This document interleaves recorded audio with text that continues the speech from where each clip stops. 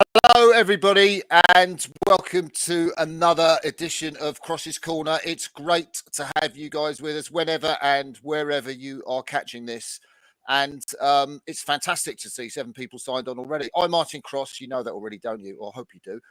But I have with me Mario and Timon. And this is a talk about all things Lucerne Regatta, and specifically in the context of the 27 World Championships. But if you didn't know who these amazing guys were, you are going to, because I'm going to ask Mario and Timon to say a little bit about themselves and introduce themselves now.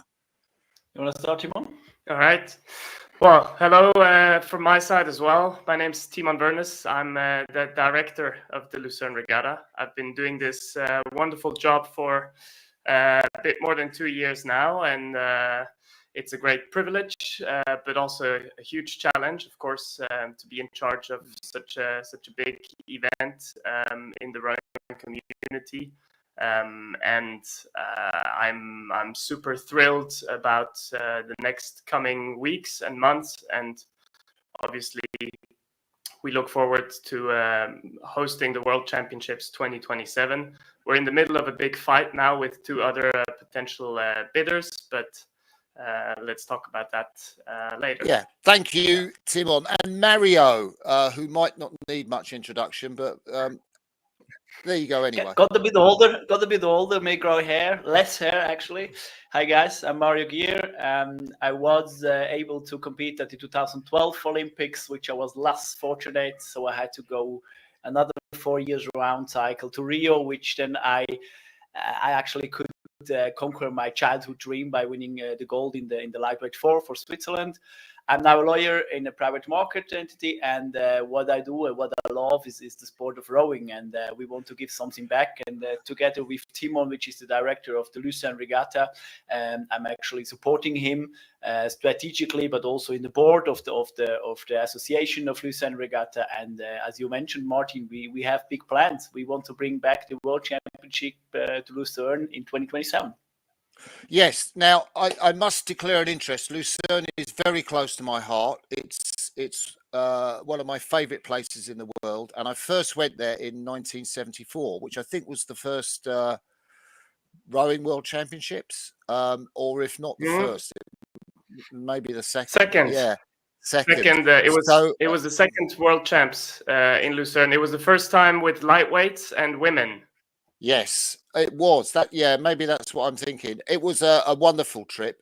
So I think for people watching that might not know about Lucerne, maybe they've seen it on TV, but perhaps they might not have raced there. What is it that makes Lucerne the Rotsee, where the rowing happens? What is it that makes that so special for you guys? I might quote Stephen Redgrave, who once said, "The Rotsee is the gift to the rowers, right, from God." And it's maybe for that we call it the Lake of God. It's a natural area. It's 2.2 kilometer long. It's around 200 or 300 meter wide. And between the Saddle, which is one hill, and the Mayhof, which is the other hill, it's actually really narrowing down, which means that if we have wind, we only have it's more or less tail or headwind, right? So we don't have any wind from the side. Of course, we do have also other disadvantage, but I think it's the first condition in all world waters that we had, and that's just that was just the luck that we have that here in Lucerne, right? And then actually also the whole community in Switzerland, we have 3 big rowing clubs in Lucerne, at the Vierwaldstätter See, but also the boathouse at the Rotsee, which we are really privileged to be honest, right? That we have such good rowers. It's also it's a venue that's quite close to the city center. Athletes usually commute to the venue by public transport. They just hop on the bus number 1. And let me tell you, it's quite something special when on a Sunday morning during the Lucerne Regatta at 6 o'clock, you hop on the bus number 1 to head to your office and you sit next to, you can't even count them. There's so many Olympic medalists and world champions with you on that bus. So it's quite a special feeling. Yeah, No one loves that when they come, right? The tall woman and the tall man, they all come, all athletes, and I think whole Lucerne is kind of a bit festive when those athletes come into town. yeah. And I know, you get the buzz walking down. Is it Mayhofstrasse, the road down to the lake, which most of the athletes would come down, and then it opens up, and you see this beautiful lake in front of you. And you kind of get a buzz because of the fantastic races. I mean, maybe you can talk us through some of the great races that have been on that lake. Off the top of my head, one of the favorite races for me this year on the Rotsee was certainly the men's singles final with that amazing final push from Simon van Dorp, who just managed to beat the future Olympic champion Olli Zeidler. And I think, Olli Zeidler, he's German, he's from Munich, but he's somehow very close to the Swiss people's heart. So it was a big heartbreak moment for the crowd. The way he suffered, he had to suffer through those last 50 meters. And I think Olli actually came back this summer after his Olympic title and walked along the shores of the Rotsee. I think he posted something on Instagram, and he just mentioned how important that place is and how many lessons he's learned there. And I think that's the mythical thing about this lake. A lot of athletes connect so many emotions, so many stories with the lake, and that makes it really, really special. You talked about the World Champs 74 before. I think it was 3 weeks ago. We had the men's lightweight 8 from the USA. They won the World Champs title in 74, and they came back 50 years later. Wow. They can barely walk now, but they could still row, and they rowed pretty well. So that was amazing to see and to experience. And these guys, it still means the world to them to be here and to enjoy the Rotsee. Yeah. And how about you, Mario? Any races you've personally been involved in or watched? In many, Martin. Actually, it's one of the few races I have not won. Right, I came very close. 2016, I came very Rotsee. close, but we did not win. 2015, we came very close. We did not win. 2014, in a double scull, we became very close, but we did not win. But that's the myth of the Rotsee, right? And on the other hand, I still recall my former coach, Tim Foster, which in the build-up to the 2000 Olympic in Sydney, I think they won more or less everything and become fourth at the final regatta in Lucerne. And he still thought me, hey, that was the crucial point, because we won a couple of weeks later the Olympics, because that was the first time that we were allowed to criticize people, right? So, and that was such, for me, quite inspiring. That meant, I mean, that four was the fabulous four. We all know, right, with Pinson, Cracknell, Redgrave, and Foster. But they actually got defeated, become fourth. And then they started to see, hey, what do we need to make in the next couple of weeks in order to win that gold medal?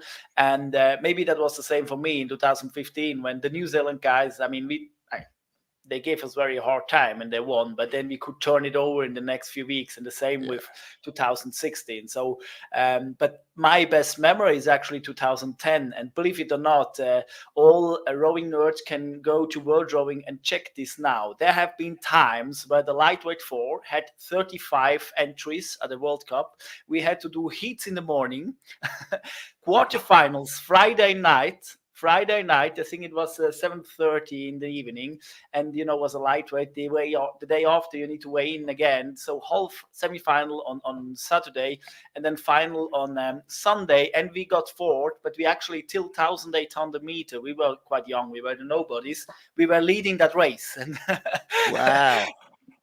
I think it's Sarah Cook still mentioning it. I think it's on YouTube or World Rowing, where one of my colleagues nearly collapsed, and then in the end we got fourth. But that's my memory till 1,800 meter on my lake. I was born and raised in Lucerne. Being in front, that's my best memory. And I mean, shows also that with a fourth place as Rotsee, you can be super happy. Now, obviously in Rome, that's a fantastic competition, and you're up against some strong competition for the World Championship bid in 2027. Can you just run through who your competitors are for that bid? So there's three formal candidates that are still in the race, and that's next to Lucerne. That's Sevilla in Andalusia in the south of Spain, and Varese in northern Italy. And both places are known to have hosted fabulous rowing events. Varese has been very active over the past couple of years, hosting World Cups, also hosting events on junior, under 23, and masters level. In Seville, it's a bit, you need to go back a bit further in history. They hosted the European champs and a World Cup, I think in 12 or 13. And then the last World Champs were in 2002. Actually, that's just 1 year after the last World Champs in Lucerne. So I think we could stick to that order. If you ask me, that would be fine with me. And we know that Seville is investing a lot. That they're pushing the sport of rowing. They have a lot of canoeing as well going on in Seville, but so they're putting a lot of efforts into this. Also hosting the World Rowing Awards in a couple of weeks. And obviously, Pier Paolo in Varese, he's doing a very good job. He's been welcoming a lot of teams also for training camps in the area. So it's three great venues, and it's a pity, to tell you the truth, that we're all running for the same year. But obviously, it's a very important year, and for us in Lucerne, it's clear we can't host World Champs all that often. So it was very important for us to get pre-Olympic World Champs, because that's where the quality of our venue, the big benefit of the Rotsee just weighs in the most. So because crews will qualify for the next year's Olympic regatta, you want the conditions to be as fair as possible, and the regatta before Paris was in Belgrade, where actually we had some unfair conditions, and maybe some crews might have missed out on potential placings because there were crosswinds blowing in Belgrade. You can go further. 4 years before in Linz, that was the same story, right? Yeah. Now people say also 4 years before in Ekbelet, but I have very good memories to Ekbelet. Yeah.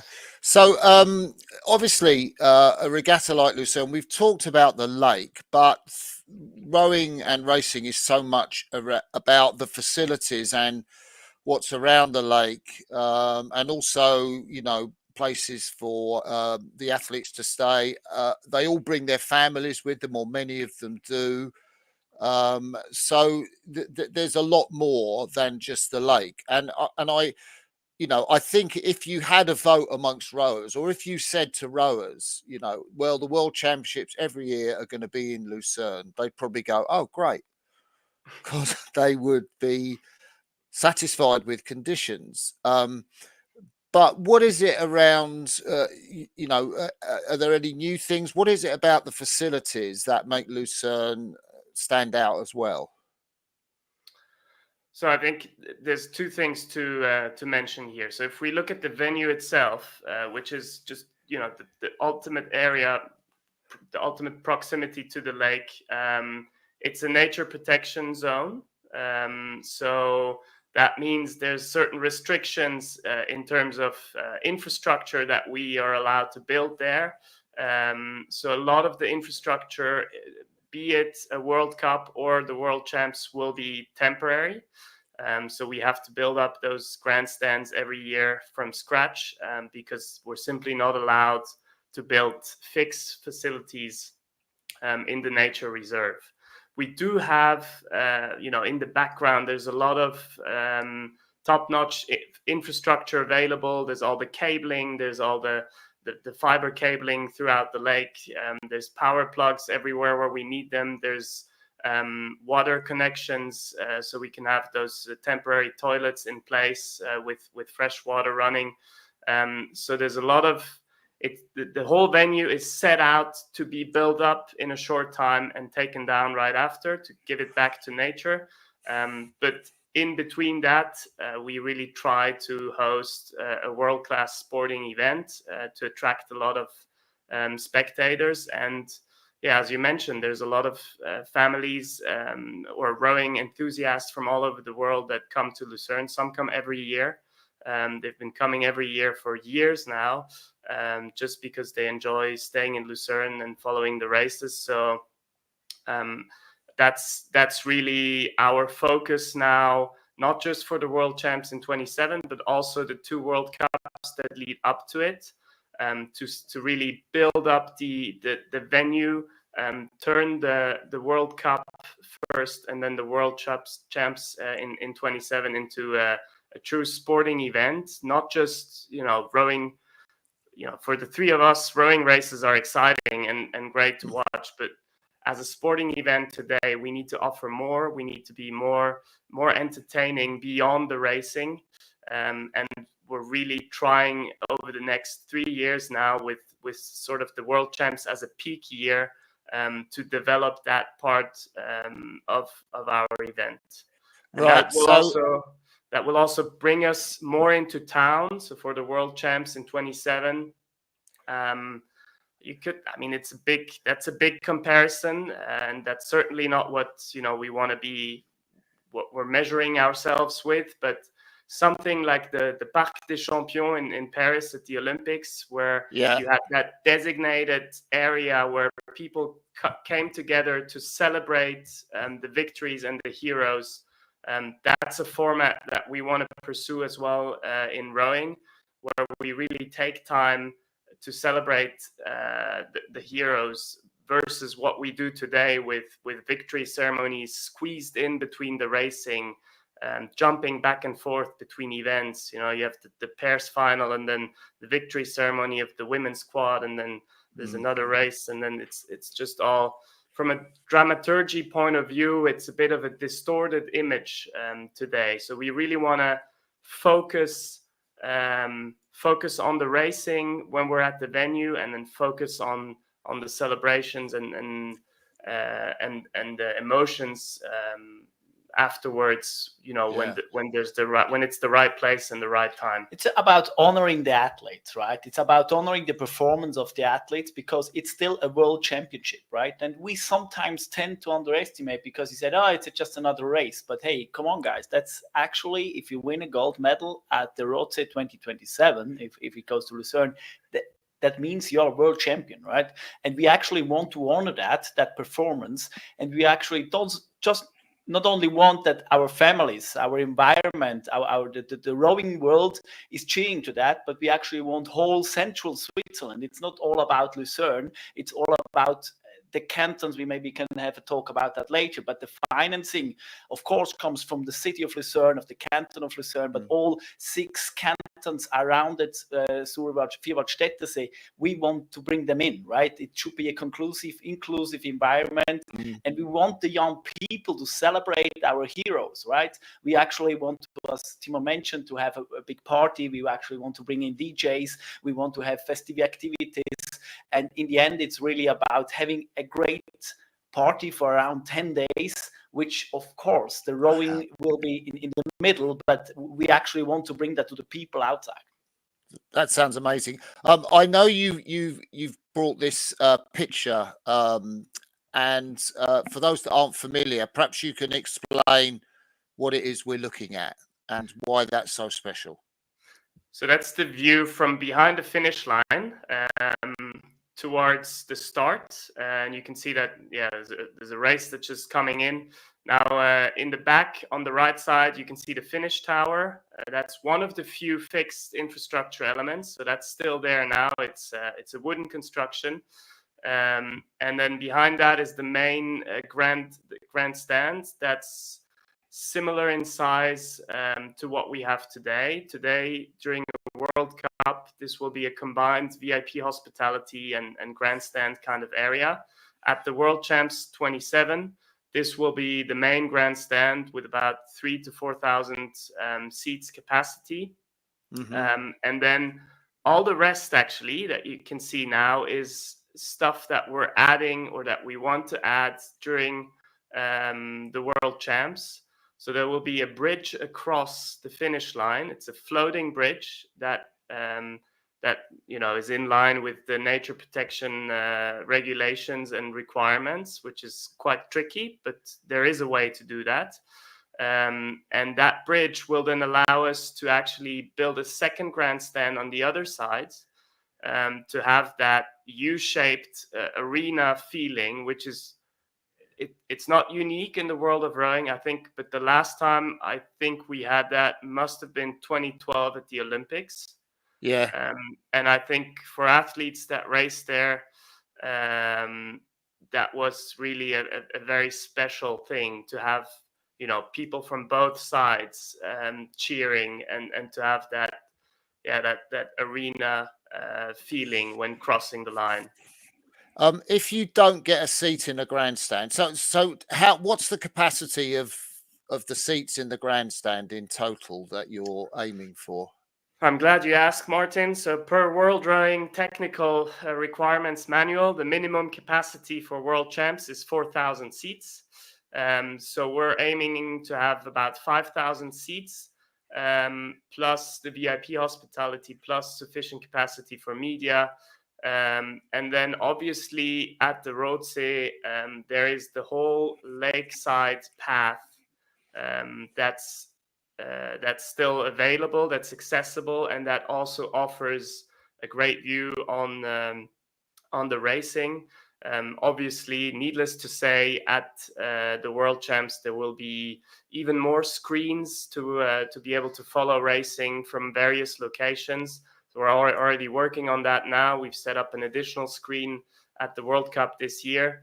And I think that's quite important, right? It's a challenge to have a 2,000 meter long arena if you so want, but it's also an opportunity because there's you can make use of that space and try and kind of harbor every kind of interest, every type of fan, and give them all what they need, what they want. So at the Rotsee, you will find your quiet picnic area where you can watch racing, but you will also find your barbecue beer stand where you can have a party and follow racing on the grandstand. And then one area that's always a bit forgotten, I think, is the start area, which at the Rotsee is a public swimming area. So you can actually swim while watching racing kickoff. And during the World Champs, also that place, we really want to have it pumped. We'll have a big screen there. We want to have a lot of people follow the starts. And I mean, to be able to see 6/8 take off from such a short distance, that's quite something special. And we should really make use of that, right? And try and get people to enjoy that. Maybe in terms of people, right? I think this year we had 20,000 people at the Rotsee. I think for a World Cup, that was a new record. And if we watch the old pictures, you mentioned the 74 World Championship, right?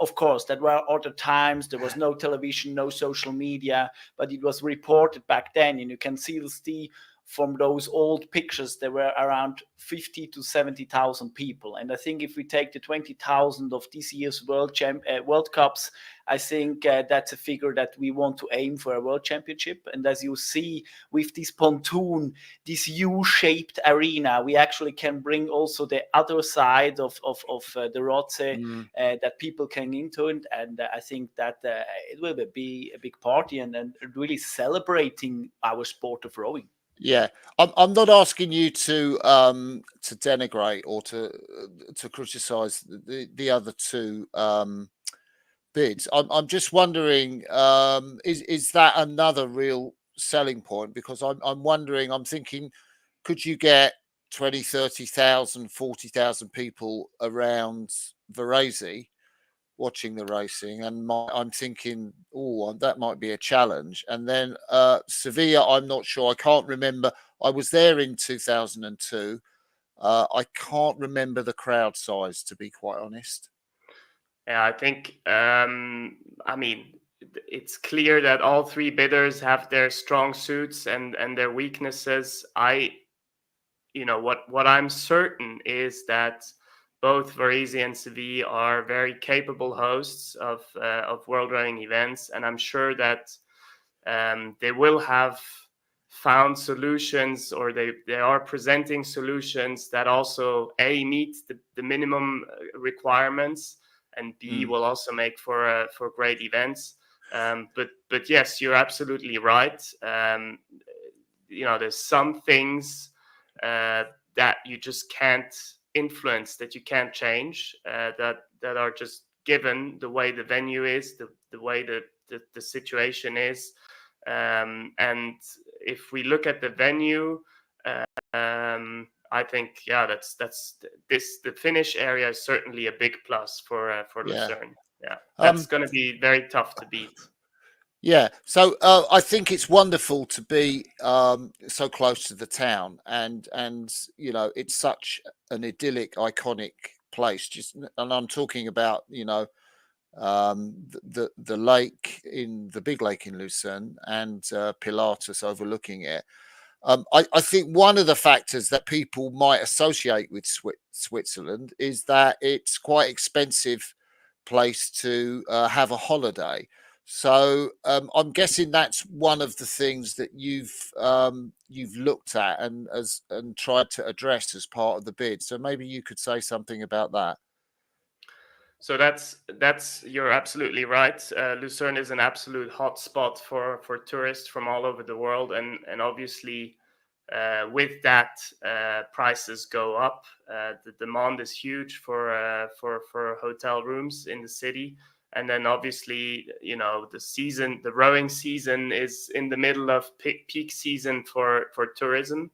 Though I'll have to say that peak season in Lucerne really is from April to October, so it's very long peak season. And yeah, we're fully aware that this is becoming more and more of an issue. It has become a bit worse after Corona, actually, after the COVID lockdown, because prices really shot up to the roof. And we were pushed to actually take some measures.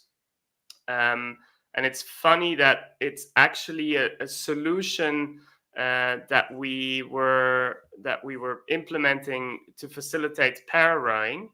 That's actually led us to find a good solution for both able-bodied and para rowing federations, where we have a hotel that's located. It's about 25 minutes outside of the venue. It's a huge hotel. They're very experienced with hosting sporting events, and they offer an excellent deal for Lucerne. We can offer full board for between 80 and 120 Swiss francs per day per person. So that's really good.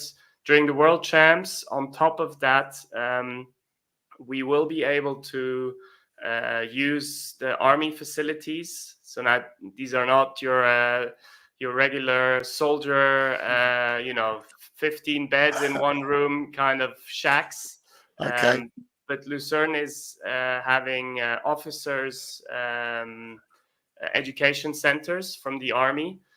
So we can offer about 300 beds it's I would say it's between 2 and 3 star style accommodation, and obviously those accommodation are subsidized by the government because they're army facilities, and those we can offer at below 100 Swiss francs full board per day per person. And we really hope that with that we'll be able to take away all the Lucerne is very expensive voices, because I think that if we're really trying to make it as affordable as possible, also with athletes catering, for instance, I think that today a lot of other venues, a lot of other world rowing events have more expensive athletes catering on site. I've experienced that myself. So we're aware that this is a challenge, and we're really trying to find solutions to accommodate teams in. Yeah. So what we also did is actually we got in contact really early on with Switzerland Tourism, Lucerne Tourism. They are very supportive. The hotel association in Lucerne came together and they made us a really good sponsorship deal. So also the 5, 4, 3, 2 stars hotel are going to lower their rates compared to a normal World Cup. So Lucerne is aware of that. The city is behind that. We do have some big enterprises, like for example, we know the Pilatus and the Rigi, where we can offer special prizes for the families, because we want the whole rowing world, and the whole rowing world is in the end not just the athletes but also the parents, the supporters, the fans that come to Lucerne, and we want to give them an experience while their kids is maybe not racing. We actually want also have great camping venues at disposal at very beautiful places. So we know that this is an issue, but we addressed that early on, and we are fighting that we can lower those prices. And how it looks like now, and all the pre-contracts that we have signed, looks like that we are not more expensive than others. Of course. Yeah. If you're in east somewhere in Eastern Europe, you are cheaper. That's clear. But I think we made everything possible to lower those rates down. Yeah. Martin, it's also teams will be reluctant to leave their usual hotels, which are in town, which are a lot more expensive, obviously. Yeah.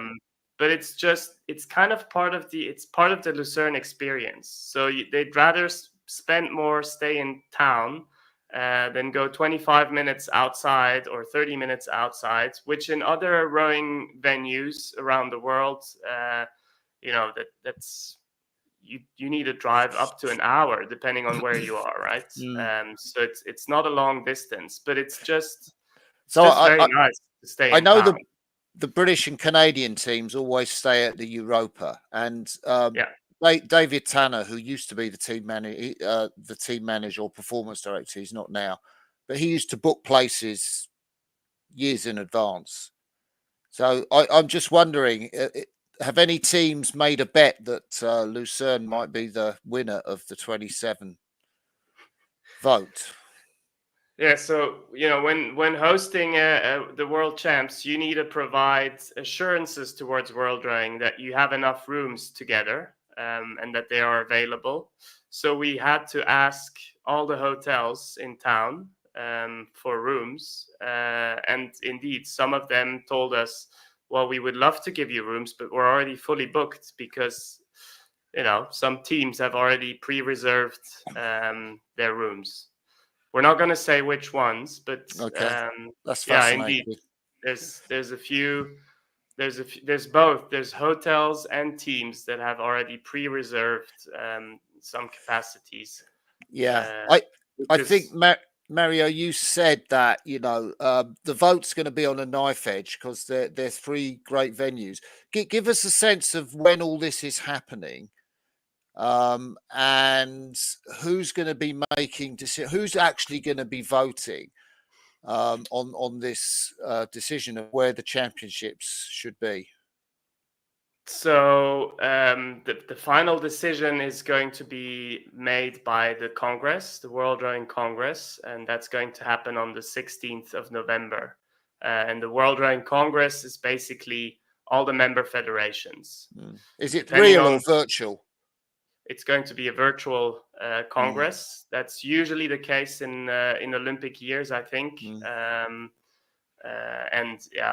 I think the alternative would have been to have it in Canada, which would have been far away. So they opted for the virtual option, which is a shame, of course. We would have loved to be on site. And we're already a bit nervous thinking ahead, obviously, but to be in the same room with everyone and then experiencing that moment when the decisive vote comes together. That must be quite a unique experience. Now it'll be a bit less exciting in front of a screen, but still of course a very important moment for us. Until then, I think one key step that we're going to run through is the council's recommendation. So the World Rowing Council is now thoroughly analyzing, or has been analyzing, all the bids very thoroughly. It's a large amount of documents, and they've also had some questions. So there was a bit of a back and forth. They've went through that process with all the different bidders, and we're going to have a final presentation in early November. And then after that, they will formulate a recommendation to the Congress, and then based on that, the Congress will vote.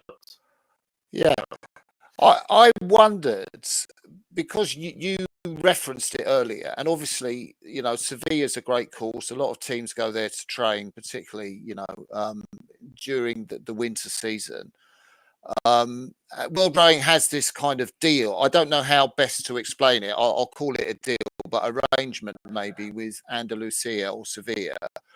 And I wondered what you thought of that, and because I kind of thought, oh, does that mean their World Rowing are going to just say, we think you ought to go to Seville in 27 because they have this arrangement? What's your understanding of that? I think it's a good question. It's a fair question that a lot of people come to us, and for me as a Swiss lawyer, we don't know what's written in that contract, right? And I think in the end, as long as World Rowing doesn't show that contract, that still leaves door open for speculation. On the other hand, we must say, I think we all love our sport, right? And every sponsor that comes into and is ready to sponsor our beautiful sport, and I mean, that doesn't matter if you sponsor the federation, one of the wonderful athletes, or a rowing club, right? That doesn't matter. That brings the rowing community together. And so I think I'm not a fan of actually doubting other things. I think Lucerne has these good parts, especially I think the best athletes deserve to race at the best waters and show that they are the best athletes to race in LA 2028. I think that should be the major options. And there are a lot of soft factors as well for every candidate.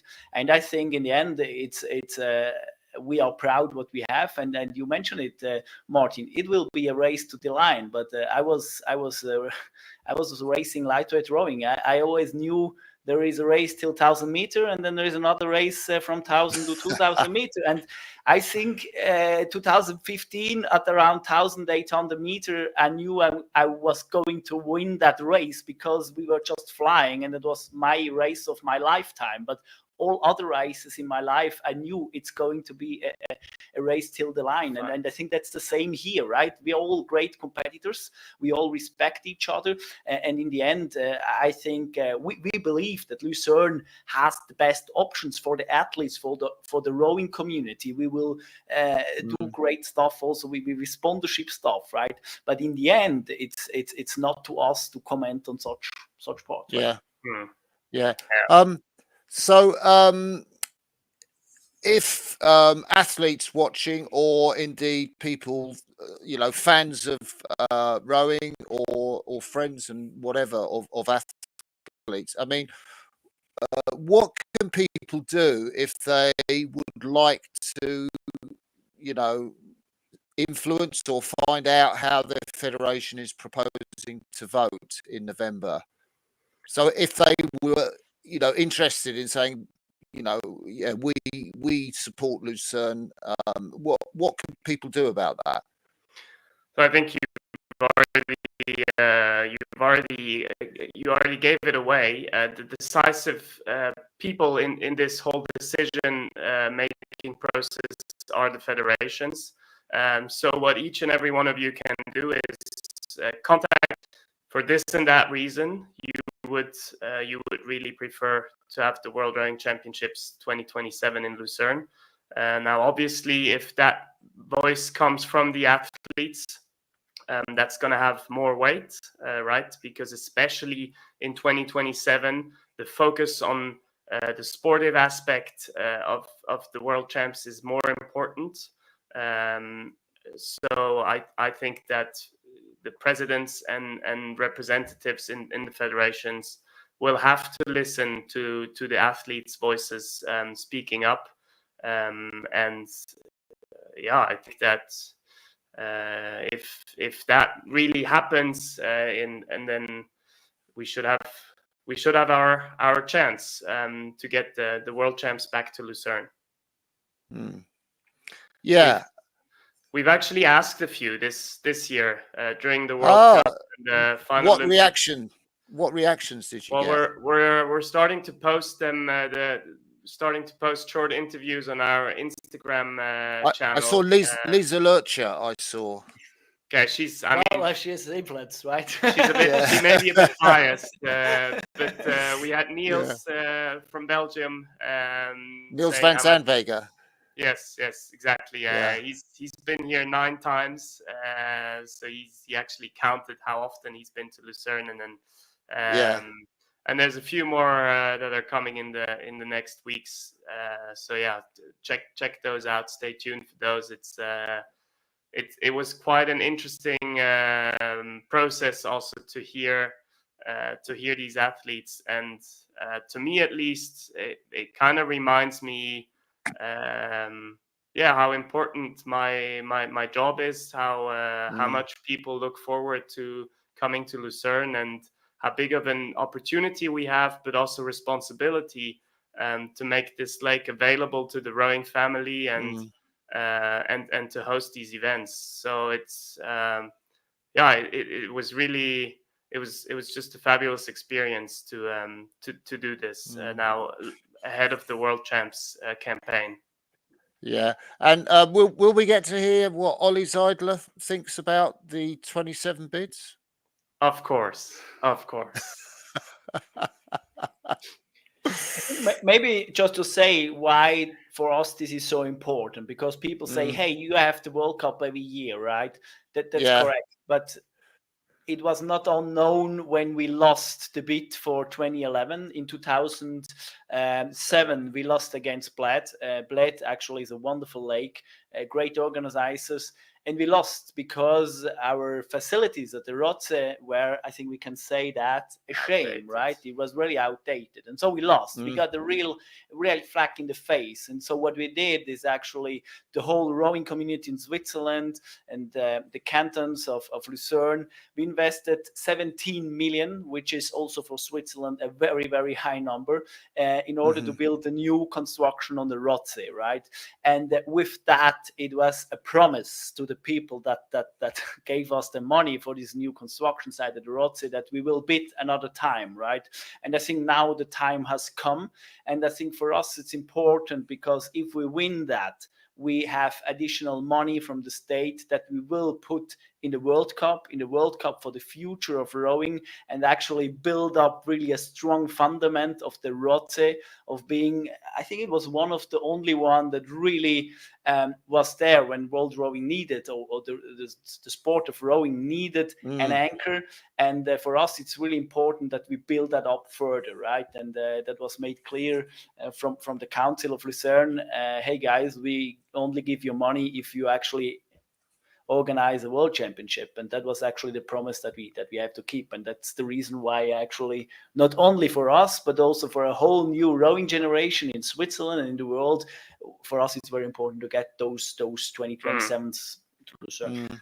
Yeah, because I mean, obviously, when talking about hosting big sporting events, topics like sustainability, legacy, these become more and more important. They need to be focus areas in order to justify spending public money, which is still needed, obviously, for events like that. And for us, I think I'm very privileged as an event organizer to be able to say that, my sustainability concept is not getting rid of single-time use plasticware, but actually I can invest into this event through World Champs, for instance, and really benefit an annual event that brings back so much more to the sport, that gets so many people into rowing, and that inspires so many young generations. So it's really it's a great opportunity for us to use those world champs and really build up the legacy, and continue to develop our annual event. I think, we've talked about the Lucerne as the Lake of the Gods, the Rotsee, and I've always felt, so this is a personal view, that it is the spiritual home of international rowing. And, we have some great courses and amazing regattas like Henley. But I always felt that, when I won at Lucerne, eventually, I thought, oh, right, now I've arrived, now I've done something. And I think what you guys have done with the Thomas Keller medal and, the wall with the winners of the great heroes of our sports, which has its home in Lucerne on the Rotsee. I think that all adds up to, a compelling reason why the World Championships need to be every so often in Lucerne. Great. So I think we'll closing remark, Martin. Couldn't have phrased it any better. Thank you. I think we'll end the live part of this interview now, just with a big thank you to Mario and Timon. They're exhausted because they've been out rowing, I think, earlier on this evening. But you did well to get through the interview, guys. Thank you so much for your time, and the best of luck through here, through October to November. Thank you, Martin. Thank you very much. Much appreciated. Thank you. Bye, everybody. Bye.